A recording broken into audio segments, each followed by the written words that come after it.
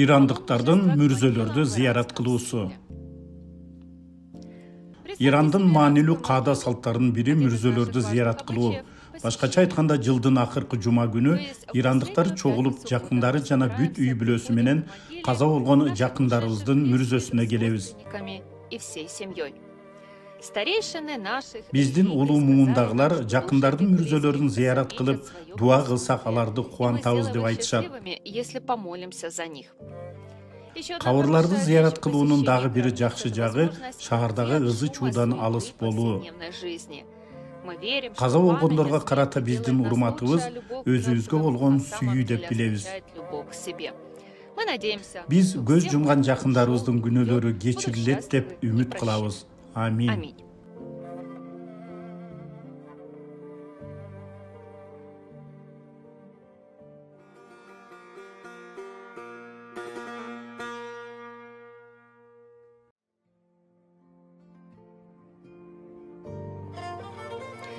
Биз мусулмандар өлгөндөн кийин жашоо бар экенине жана маркумдар башка дүйнөдө жашай турганына ишенебиз.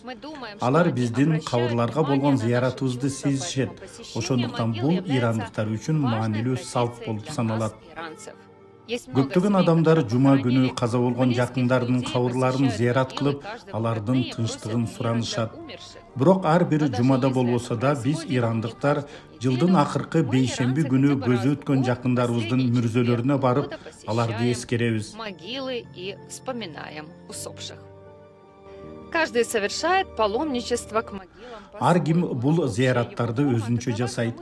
Бирок анын жалпы формасын айтсак, мүрзө эстеликтерин суу же роза тундурмасы менен жууп, мүрзөнүн үстүнө гүл коюп, тынчтыкта хамд, шүгүр сүрөсүн жана 3 жолу ыйык Курандагы кыска Ихлас сүрөсүн окуйбуз. Короткими сурами из священной книги мусульман. Андан соң ал жерден өтүп бара жаткандарга курма, шоколад жана ар кандай таттууларды ооз тийгизип, салават айтып, Фатиха сүрөсүн окуу менен маркумдарды кечирүүнү сурайбыз. Биз ирандыктар канчалык көп жакшылыктарды кылсак да, Кудайдын сүйүүсүнө жана кечиримине муктажбыз. Ирандыктар көптөгөн башка элдердей эле мүрзөлөрдү зыярат кылууда тынчтыкты сактоо менен көзү өткөндөргө урмат көрсөтүүгө аракет кылабыз.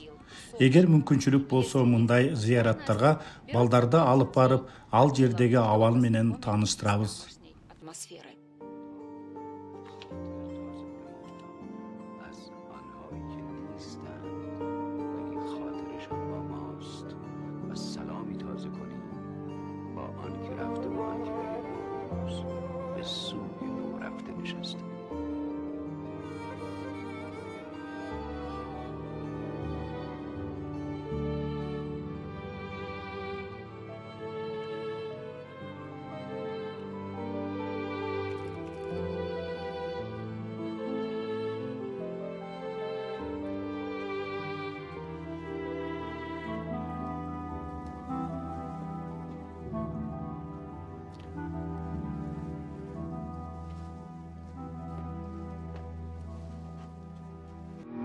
Boga